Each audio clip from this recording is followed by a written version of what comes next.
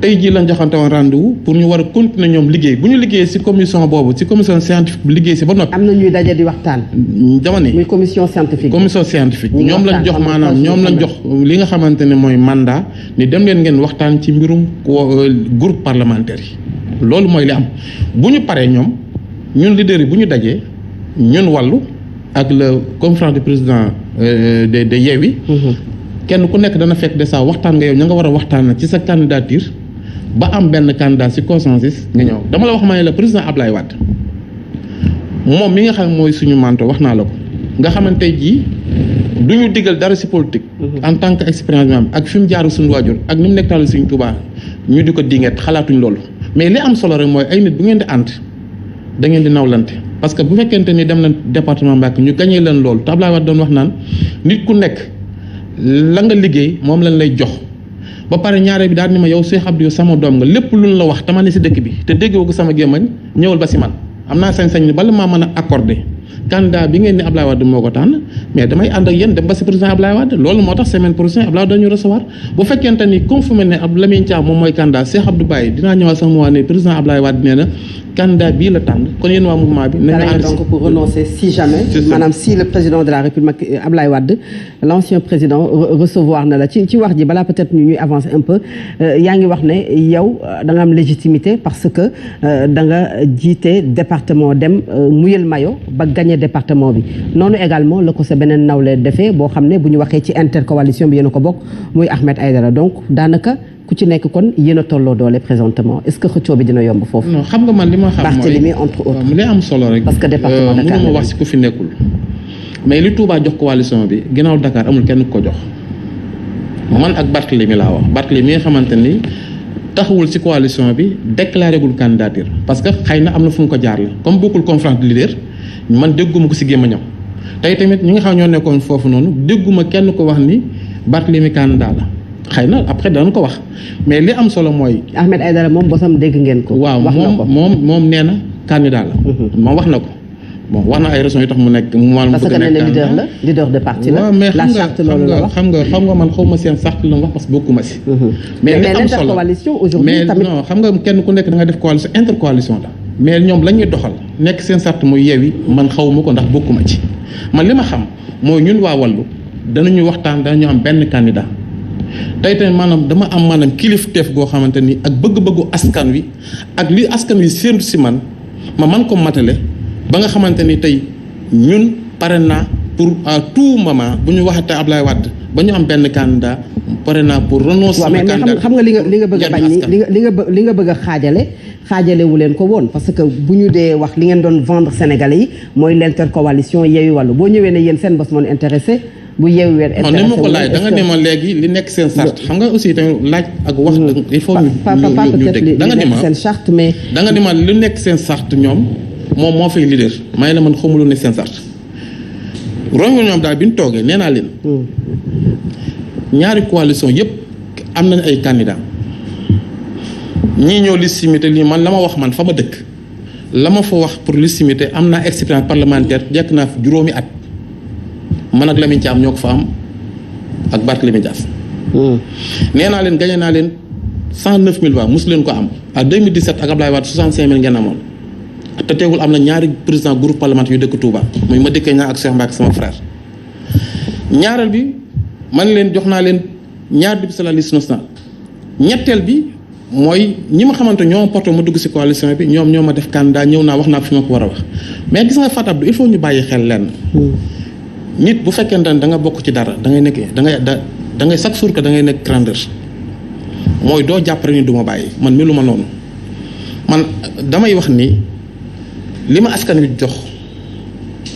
ñoom laay fexe maanaam nan laa ko mën a lijjante ba taxaw ensemble taxawal taxawaay diin ma mais mënuma concevoir yow comme si man doon ñu jox la maire mënoo fa dara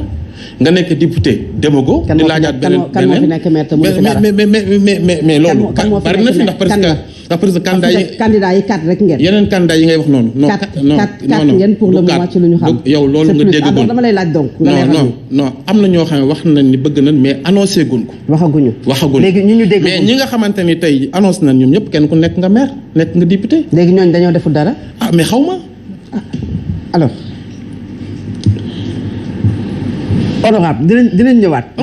dinañ ñëwaat ci loolu. dinañ ci ñëwaat alors honorable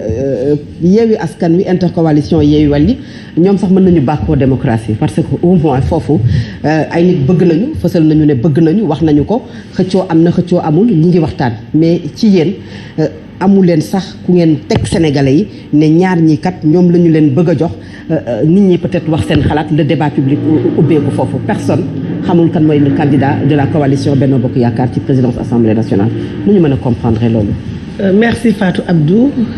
nga may ma nag ma nuyu sama honorable collègue député Serigne Abdou Bara Dolly sànq c'est vrai que tudduma ko parce que dama bëggoon delloo cër bi parce que comme yaa invité te annoncé goo ko ba may nuyoo mënu wax ne maa ngi nuyu Serigne Abdou Bara Dolly dama doon bàyyi yow nga annoncé ko moo tax mu nuyu ñi nga xam ne ay chroniqueur lañ bokk ak yow plateau bi Serigne Abdou sama xarit la donc maa ngi lay nuyu bu baax maa ngi koy également félicité ci ndam bi nga xam ne am na ko fële ca Touba voilà donc bu loolu weesoo may nuyu askan Sénégal di leen wax jërëjëf à mon nom propre mais également au nom de toute la coalition Benno Bokk Yaakaar parce que nag dem élection am ndam dafa yombul ñu dem élection ñu gagné vraiment askan wi wan ñu ne Benno mu ngi ba tey majoritaire ci Sénégal askan bi wan nañu ne le président Macky Sall est dans le cœur des Sénégalais parce que nag Fatou Abdou ñun boo seetoo majorité absolue mais très courte. waaw boo seetoo sunu kii wàññikuwul li ñu amoon en 2017 49% pratiquement la ñu gagné woon nga xool bii ñu gagné ay 46 virgule donc sunu électorat boo seetloo ba tey fa mu nekkoon la nekk kon moo tax ma ne tey jii li nga xam ne mooy facteurs yi ñëw bokk ci élection bi yu mel ni tey mën mi nga xam ne malgré toutes les réalisations yi état bi def am na nit ñi nekkoon dans le désarroi quelques familles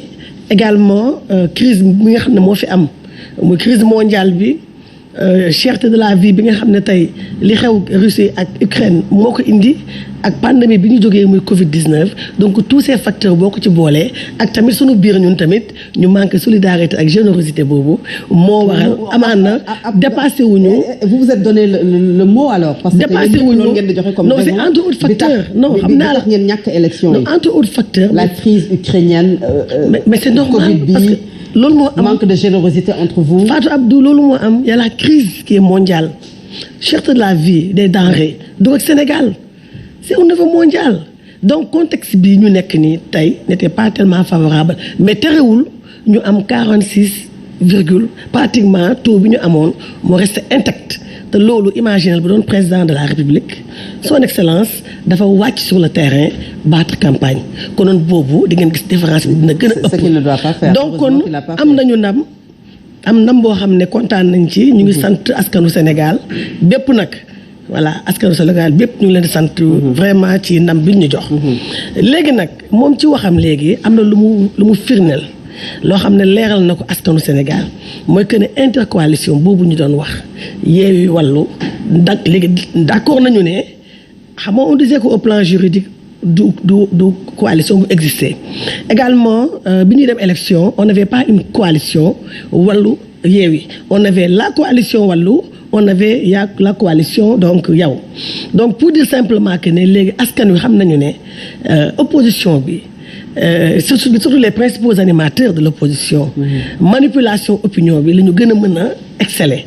te tey mu ngi feeñ ñëpp xam nañu ne kon y avait pas cette intercoalition là Wallu yow donc bu loolu weesoo également ñun ak ñoom duñu benn parce que tout simplement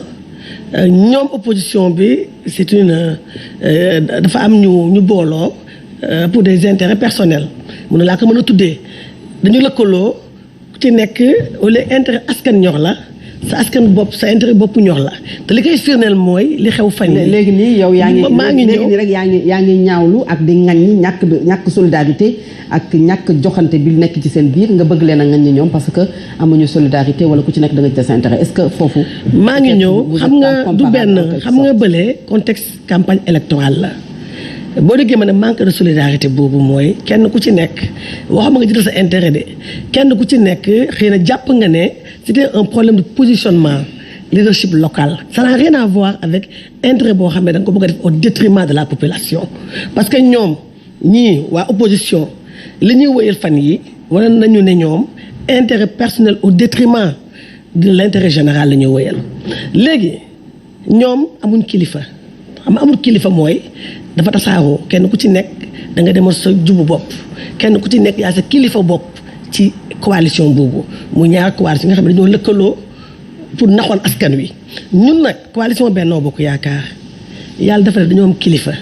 depuis 2012 ba tey. ngeen am kilifa wala c'est parce que c'est le président de la République qui a son décret boo xamante ne kuy yëngu peut-être mën nañ la sanctionner fenn. non ku nekk ragal peut-être pour wax. xam nga Fatou Abdou Benno Bokk Yaakaar depuis 2012 ñu ngi ànd mën naa ne mooy coalition bi nga xam ne moo gën a am longévité ci daal wàllum politique ñuy ànd te boobu ba tey ñëpp ngi xaar coow am. te boobu ba tey ñu ngi sant yàlla 2012 ba tey du 10 jours donc c'est une dizaine d'années léegi yéen ñëpp gis ngeen ne lépp lu ñuy dem lépp lu ñuy def président Macky Sall dafay woo ay alliés mi nga xam ne dafa leen wekk nag dafa wekk ay alliés xam nga ànd balaa muy neex wegante am wegante boobu moo tax lépp lu muy def moom day discuter waxtaan ak ñi mu àndal xam nga sànq léegi sama honorable collègue mu ngi naan seen biir waxtaan amut ñàkk waxtaan boobu moo waral tax mu jël position def candidature am ñun suñu biir dañuy setante xalaat président de la république Macky Sall bu ko neexoon ne dañ ko moom la askan bi fal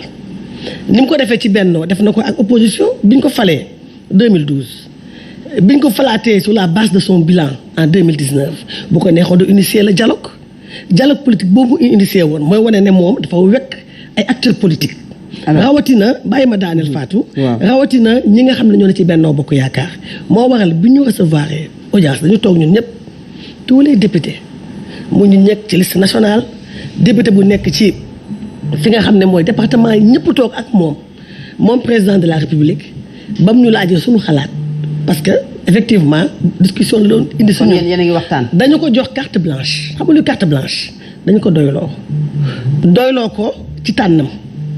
doyloo ko ci tànneef bi mais xam nga honorable waaw c'est important honorable yaa ngi koy wax groupe homogène la boo xamante ne yaa ngi wax ne le dernier mot bu ñu la déggee revient au président de la République aujourd'hui est-ce que xam nga ne tout peut arriver ndax yéen a ngi xalaat loolu que le vote est secret jox ngeen ko carte blanche est-ce que mënul def un choix qui ne fait pas l'unanimité bu créer frustration Fatou si loolu laay ñëw ba ñenn ñi dem ci l'intercoalition xam nga ndaje boobu noonu nee naa la du kenn ku bokk ci Benno Bokk Yaakaar jiite sous coalition te fekkee wu ko tey jii le président Moustapha Niasse jiite Benno Siggil Sénégal ma nga toog madame la présidente Aminata Mbengue Ndiaye jiite Benno Tanor toogul mais ndawam toogal na ko. Le président Idrissa Seck mu ngi toog ak yeneen leader de parti yoo xam ne ñu ngi foofu donc ñu bokk ci nekk ay député bokk ci 14e législature bi président dafa sàkk woon waxtaan bi. pour ñu waxtaan ci mbirum président assemblée nationale pour ñu waxtaan ci mbirum groupe parlementaire mais ñun suñu bopp ñoo ko doyloo xam nga dañu doyloo ko dañ ko doyloo parce que dañu gis ni muy doxalee ak alliés yi doxalee ak acteurs politiques doxalee également ak askanu Sénégal. alors kon kooku Fatou. moom candidat woom ñun ñëpp mooy suñu candidat moom ku mu supporté dañu koy supporté vous savez pourquoi parce que profil bi nga xam ne. la ñu war a teg président assemblée nationale moom président xam na ko yaa ngi naan nañ def attention dama lay xamal leen le bloc le Benno Bokk Yaakaar ñun les députés bu Benno c'est un bloc soudé tey jii bu dee opposition bi dañoo yaakaar suñu biir ñun ñu def erreur wala ñu def naka su du noonu pour ñu toog ci pencum ndawu réew mi toog ci perchoir bi dañuy nax seen bopp. alors parce que tey jii la ñu gën a jàppante. honorable tey jii la ñu gën a waxtaan. tey jii la ñu gën a àndandoo ba nga xam ne bu jour ba incha allah. yaakaar naa ne ñëpp dinañ gis ne ki jiite président ki jiite assemblée nationale ci Benno Bokk Yaakaar alors Oumar Faye est-ce que tey du ñu wax ne le perchoir quand même aiguise des appétits ku ci nekk yaa ngi koy xëcc pour noo taxawee ci jiite assemblée nationale bu fekkee Benno Bokk Yaakaar carte blanche président de la République ndax méngoowul ak absence de démocratie interne déjà ci biir Benno ñële it xëccoo ñu bagg ko wala ñu bañ ko moom moo am aujourd'hui ci l'intercoalition Yewwi Wallu. Bon, en tout cas, le parti au pouvoir ou la coalition au pouvoir